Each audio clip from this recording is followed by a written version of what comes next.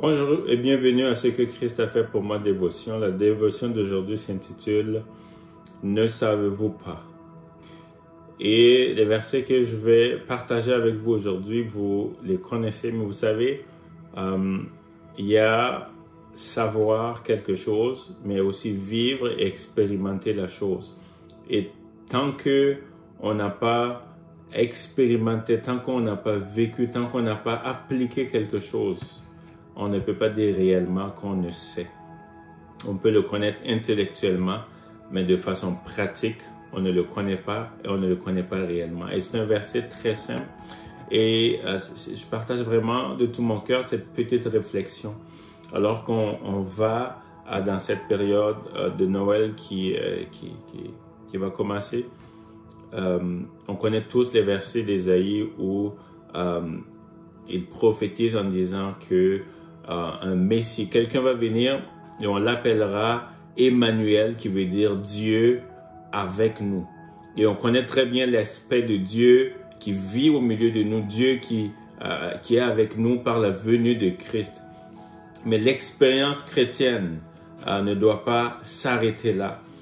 C'est beaucoup plus que ce qu'on pense. Et l'apôtre Paul va parler à une église qui a l'apparence d'être une église puissante, une église forte, une église de l'extérieur, qu'on disait, c'est une église qui vit le réveil comme plusieurs le réclament et le veulent aujourd'hui, mais une église qui ne connaît pas ou qui n'expérimente pas des choses de base et des choses fondamentales. Et l'apôtre Paul va tenir à les rappeler. C'est l'église de Corinthe, une église où les dons spirituels sont manifestes, les dons de l'esprit. Dieu avait vraiment fait cette grâce à cette église-là. Mais l'apôtre Paul va leur rappeler cette phrase de base qui dit 1 Corinthiens chapitre 3, à partir du verset 16, ça dit « Ne savez-vous pas que vous êtes le temple de Dieu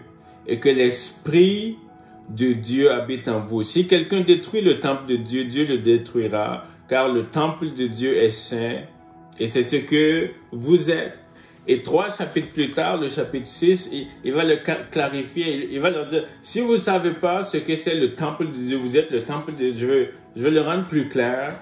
Il va dire, 1 Corinthiens chapitre 6, à partir du verset 29, ça dit, ne savez-vous pas que votre corps est le temple du Saint-Esprit qui est en vous, que vous avez reçu de Dieu et que vous ne vous appartenez point à vous-même, car vous avez été racheté à un grand prix.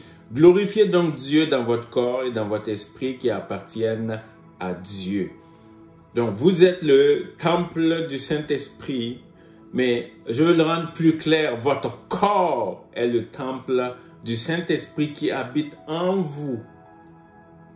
Donc, ce n'est plus seulement Dieu avec nous, Emmanuel, Dieu parmi nous, mais c'est Dieu en nous. Et ça devrait nous faire réfléchir et changer le courant de l'histoire de nos vies, de réaliser à chaque jour, à chaque instant de nos vies, que l'Esprit du Dieu vivant, l'Esprit Saint, l'Esprit du Dieu glorieux, il habite en nous, il est constamment avec nous, il est avec nous. Ça devrait changer notre manière de penser, notre manière d'agir, notre manière de parler, notre manière de nous comporter, nos habitudes, tout devrait changer. Juste de réaliser, de savoir que nous sommes, que notre corps est le temple du Saint-Esprit.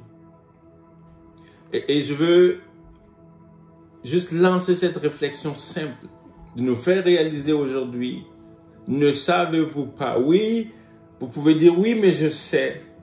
Mais est-ce que ce savoir-là dans la tête se manifeste à chaque jour par des comportements, des attitudes, des habitudes, des paroles, des pensées qui reflètent cela? Parce que tant que on ne pose pas des actions qui vont dans le sens de ce que nous ne savons pas réellement. Et c'est pour ça la petite réflexion d'aujourd'hui, c'est ne savez-vous pas? Et c'est comme si Dieu disait, c'est comme si le Saint-Esprit disait, mais ne sais-tu pas que ton corps est mon temple, mon habitation?